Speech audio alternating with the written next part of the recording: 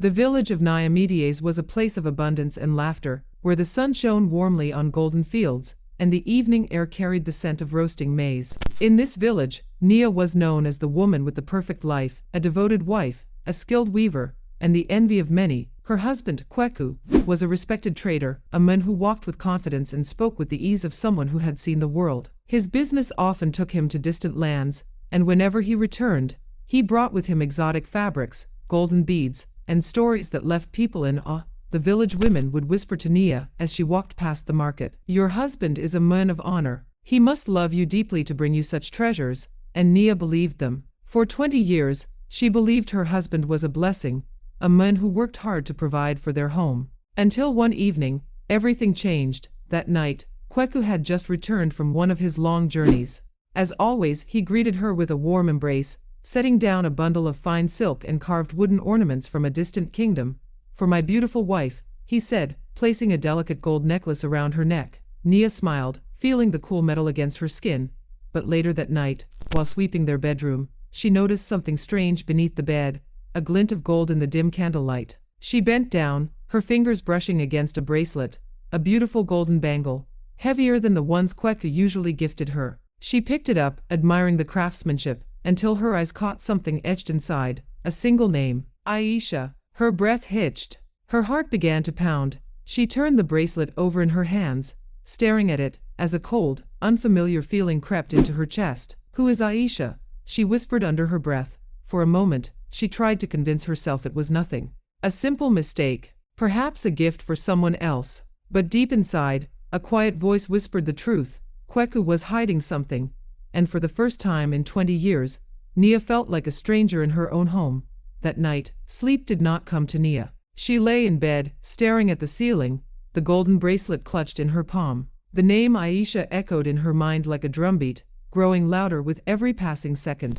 Beside her, Kweku stirred restlessly, his breathing uneven. He had returned home just a few hours ago, but something about him felt different. He was more distant than usual. When she had asked about his journey, he gave short, vague answers, his usual warmth replaced with impatience. He had said abruptly while eating dinner, "I have to leave earlier than planned. There's urgent business in the next town." Nia had nodded, but deep inside, a storm was brewing. He was lying. She could feel it. Later that night, long after Kweku had drifted into sleep, Nia sat up in bed, her heart pounding. His trunk. For years, Kweku had forbidden her from touching it. A trader's private belongings, he had always said with a smile. But tonight, Nia could not ignore the voice in her head. With trembling hands, she got out of bed, careful not to wake him. The trunk sat in the corner of the room, its wooden surface worn with age. Her fingers hesitated over the latch, but then, with a deep breath, she unhooked it and slowly lifted the lid.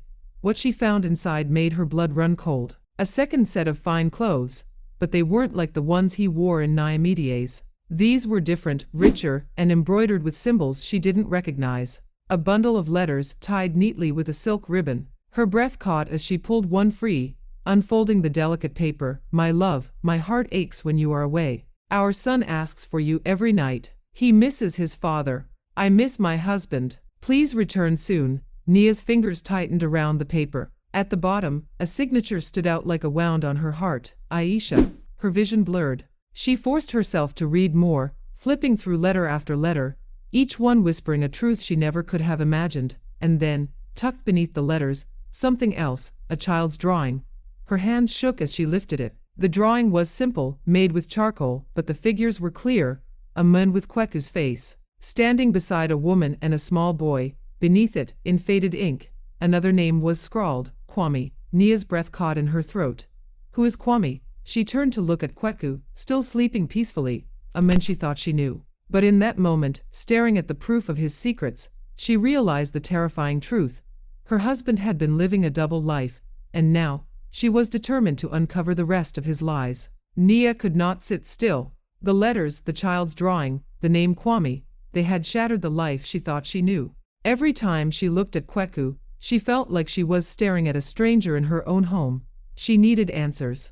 And there was only one person who could help her. That evening, as the moon cast long shadows over the village, Nia wrapped her shawl tightly around her shoulders and made her way to the edge of Niomedes, where Nana Efua, the old seer, lived in a small hut away from prying eyes. The villagers feared Nana Efua. Some said she could see into the past, others swore she could hear the whispers of the spirits. But tonight, Nia did not care about the stories. She needed the truth. Inside the hut, the air was thick with the scent of burning herbs.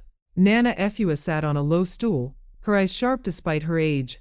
"I know why you've come," the old woman said before Nia could speak. Her voice was deep, filled with something that sounded like pity. Nia swallowed hard. "Tell me, Nana Efua, who is Kwame?" The old woman's eyes darkened. "A name is just a name, child. But a man who carries two names. He carries two lives." Nia's stomach twisted. "I have to find out the truth," she said firmly. "Where does he go when he leaves this village?" Nana Efua let out a heavy sigh. Azuka. Nia had heard of Azuka, a village deep in the west, a place of secrets and silent tongues. Few from Niamides ever traveled there. The old woman leaned forward, her voice dropping to a whisper. "If you seek the truth, you must be ready for the darkness it brings.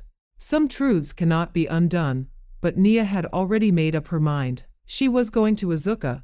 The journey was long, the road winding through thick forests and narrow paths. Every step felt heavier than the last, but Nia pressed on, her mind racing with questions. As she approached the outskirts of Azuka, she stopped at a marketplace, hoping to ask about Kweku. A merchant arranging his wares glanced at her curiously. "I am looking for a man named Kweku," she said carefully. The merchant's smile faded. "Kweku?" He shook his head. "No man by that name lives here." Disappointment sank in, until he added, "But there is a man named Kwame. He comes and goes, always with coin to spend." Nia's heart pounded. Kwame. She moved through the market, searching for more clues. When she passed an elderly woman sitting by a well, she tried again. "Do you know a man called Kwame?" The woman's face twisted in disgust. She spat on the ground. "That man is a curse. Stay away if you value your peace." A shiver ran down Nia's spine. What had Kwame done? Then, just as she turned to leave, she saw something that stole her breath away. A young boy dashed past her, laughing as he chased after a friend. His smile was wide, his skin dark like the night, and then he turned. Just for a moment, Nia froze. Her hands trembled, because staring back at her were Kweku's eyes. Her knees nearly buckled. No, it couldn't be. The boy disappeared around the corner, leaving Nia standing in the middle of the road, her heart pounding louder than ever before. Kweku had a child in this village, and suddenly, the truth she had been chasing felt like a nightmare she could never wake up from. Nia's legs felt weak as she walked deeper into Azuka, her heart hammering against her ribs. The village was larger than she had expected, rows of clay houses, bustling markets, and laughter in the air. But she wasn't here for the markets. She wasn't here for the people. She was here for Kweku. Or was it Kwame? A feeling of dread coiled in her stomach as she followed the whispers of the villagers. Some glanced at her, sensing she was an outsider. Others stared longer, their gazes filled with something she couldn't name. Did they know who she was? And then, she saw him. Kweku stood near a large compound, dressed in a fine embroidered robe, the kind he never wore in Niamides. He threw his head back in laughter, his arm wrapped around the waist of a woman who was not Nia. Nia's breath caught in her throat. The woman was beautiful, with dark, piercing eyes and gold-threaded beads woven into her braids. She was dressed like royalty, and beside her stood a small boy, the same boy Nia had seen earlier. The boy with Kweku's eyes. Nia's body felt like it had turned to stone. Kweku bent down, scooping the child into his arms, his voice filled with warmth. "My son, go inside. Your mother and I will join you soon." The boy ran off, and Kweku turned back to the woman, brushing his fingers against her cheek. "Aisha, my love, you are too serious. You worry too much." Aisha, the name on the bracelet, the name on the letters. Nia felt like she couldn't breathe. He had another wife, a whole other family. Without thinking, she stepped forward. Kweku. The sound of his name from her lips shattered the air. Kweku spun around, his face draining of color. His mouth opened, but no words came out. For the first time in her life, Nia saw fear in his eyes. Aisha's brows furrowed. "Who is this woman?" Kweku stammered. I can explain." But before he could, Nia's voice cut through the silence. "I am his wife. The wife he left behind. The wife he lied to for 20 years. Aisha staggered back, her eyes flicking between Nia and Kweku. A deep crease formed on her forehead. "That's impossible," she whispered. "Kweku told me. He told me his first wife died long ago. Nia's heart stopped. Aisha turned to Kweku, her voice shaking. You told me she was dead. Kweku took a step back, his perfect mask crumbling, and then Nia saw it, the look of a man trapped by his own web of lies. She had come searching for the truth. But what she had found was something much darker than she ever imagined. The tension in the compound was thick enough to choke on.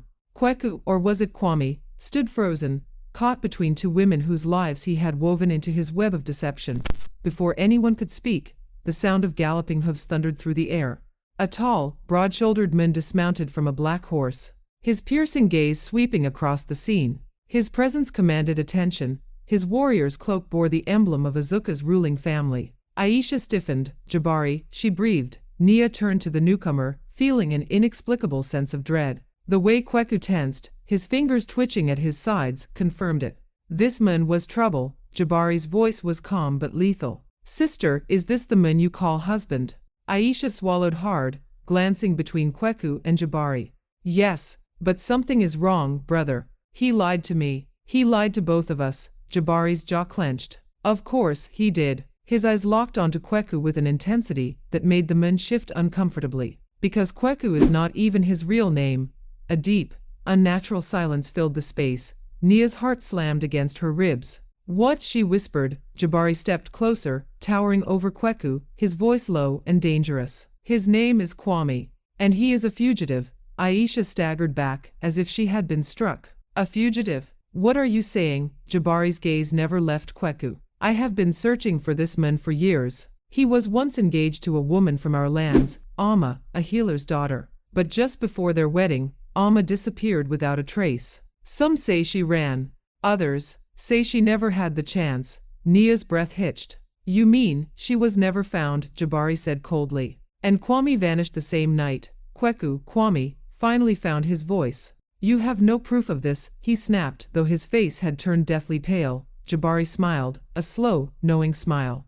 Oh, but I do. From the folds of his cloak, he pulled out a small leather pouch and tossed it to the ground. It spilled open, revealing golden beads, intricate bracelets, and silver rings, ornaments belonging to both Diomedes and Azuka. Nia recognized them immediately. Those are stolen, she gasped. Aisha's hands trembled as she reached down and picked up one particular ring, her face turning to pure horror. This was my mother's. She gave it to me before she died. Jabari nodded. He didn't just deceive you.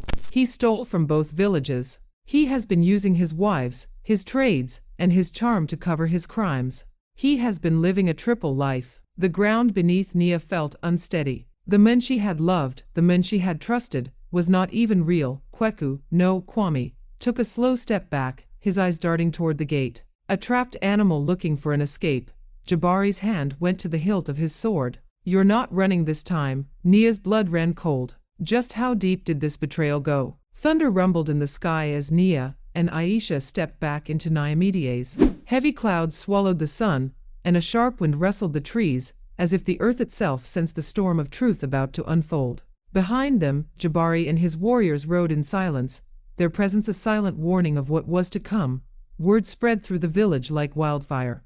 By the time they reached the village square, a large crowd had gathered, elders, traders, farmers, even children peeking from behind their mothers' wrappers. Nia's heart pounded as she stepped forward, her voice steady but filled with anger. We have been deceived, she announced. Kweku is not who he claims to be, gasps echoed. Whispers turned into murmurs. Even Nana Efua, the village seer, emerged from her hut, her old eyes sharp with knowing. Before anyone could speak, the sound of hooves approached. Kweku had returned. He rode into the square, his usual confident smirk in place, unaware of the trap waiting for him. But as he saw the crowd, saw Nia, Aisha, and Jabari standing side by side, his expression shifted, first to confusion, then to unease. Jabari stepped forward. Tell them your name, he commanded. Kweku hesitated. What is this? He asked, his voice forced and light. What lies are you spreading? Nia, Jabari pulled something from his cloak. A leather pouch, the same one filled with stolen ornaments. He tossed it at Kweku's feet. The contents spilled onto the ground, golden beads, silver rings, bracelets engraved with names that did not belong to him. Do these belong to you? Jabari asked coldly. Kweku's mouth opened but no words came out. The crowd murmured louder. Then Aisha spoke, her voice shaking with rage and heartbreak. "You lied to me. You told me Nia was dead. You made me believe I was your only wife while you built another life."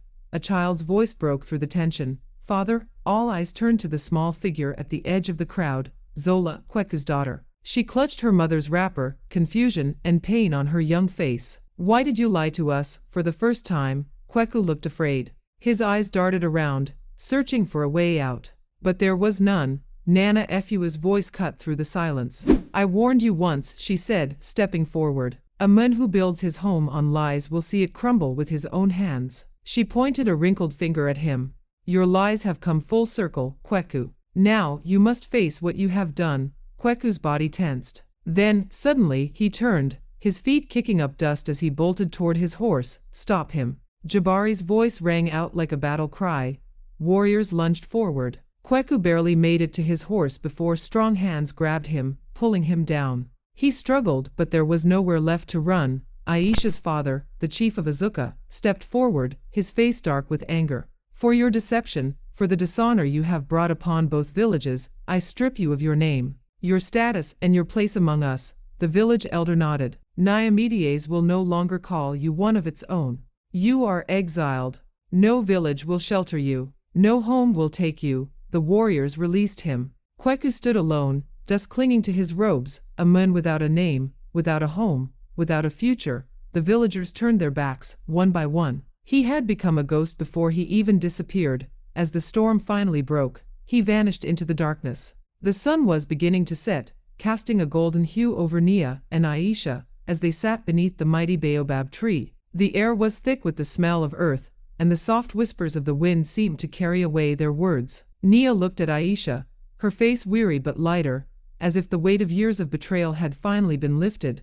"I never thought I would find peace," Nia said softly, the warmth of the evening sun kissing her face. "But today I feel free."